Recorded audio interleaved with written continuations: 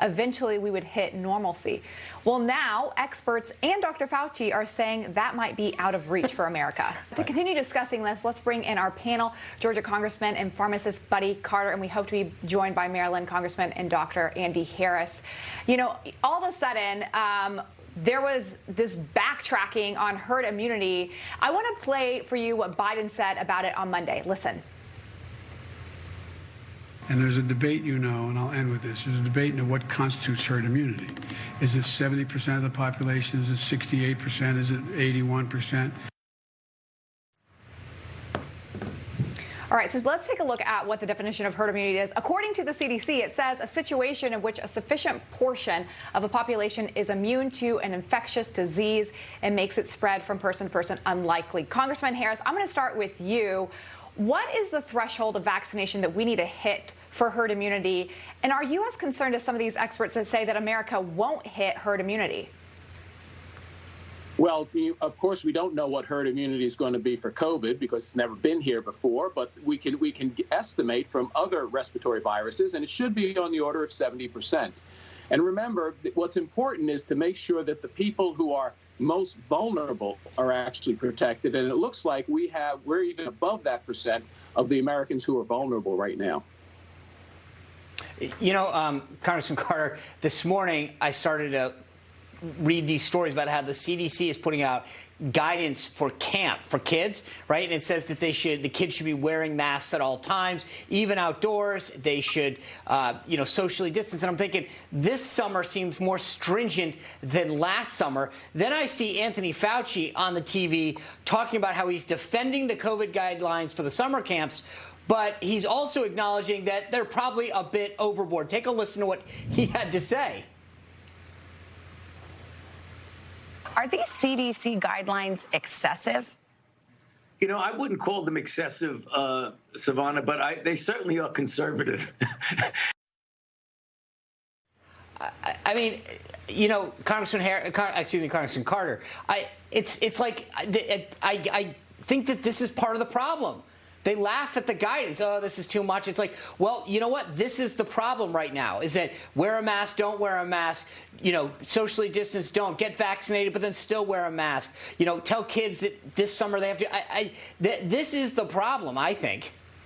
No question about it. I would agree with you, Sean, and I think it's just another example of how the Democrats are trying to keep the general public suppressed and to keep us under control. And there is no consistency here. The only consistency is the inconsistency that we hear from Dr. Fauci and from the CDC. Look, we've got some serious concerns here. We've got some serious problems. We have got to get our kids back into school.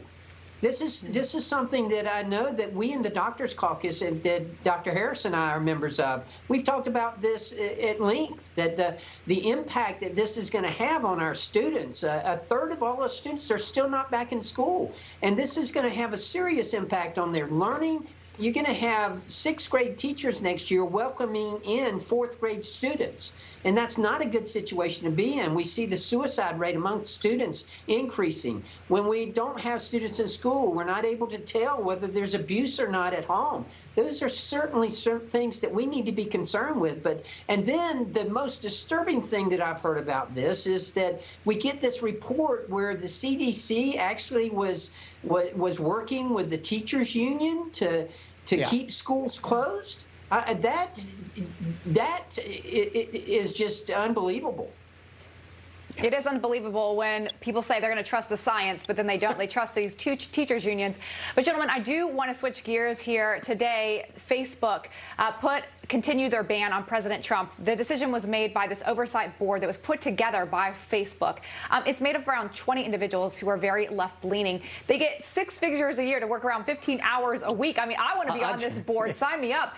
But, you know, your Democratic colleague, Ron Khan, he had an interesting take on it. Listen to this.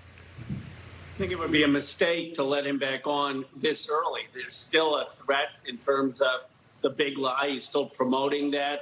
There's still insurrection activities. Congressman Harris, would it be a mistake to put Trump back on?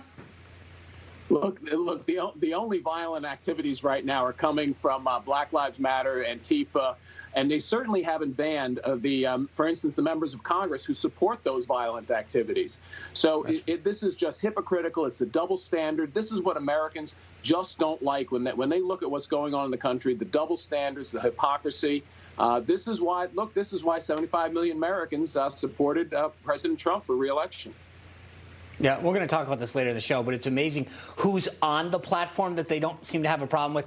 But Congressman Carter, I want to touch base on this sort of infighting within the House conference. There's a lot of media outlets that are now reporting that the Minority Leader, Kevin McCarthy, and the Minority Whip, Steve Scalise, are backing Congresswoman Elise Stefanik of New York to take out the current conference chair, the number 4 in leadership, Liz Cheney, after she continued to criticize President Trump. Where do you stand on that?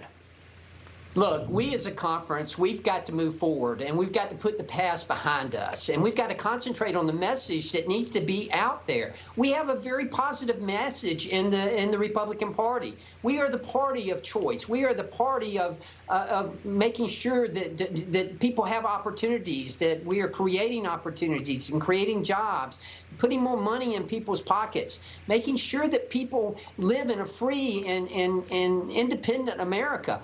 But the woke left and the socialist Democrats right now, they are trying to pack the Supreme Court, make Washington, D.C. a state. All of these things are things that we need to be concentrating on. We need to be united as a conference, and we need to make sure that we are united as a conference and sending out the message. We are right on policy.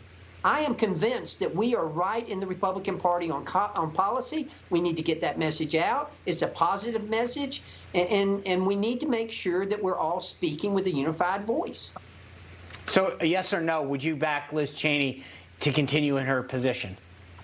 I'm backing Elise Stefanik, and I've let Elise know that, and I've let Liz Cheney know that. I think it's time for a change. Okay. All right. Hi, Congressman Harris, before I go, since Congressman Carter got a chance to answer that, where do you stand on Liz Cheney?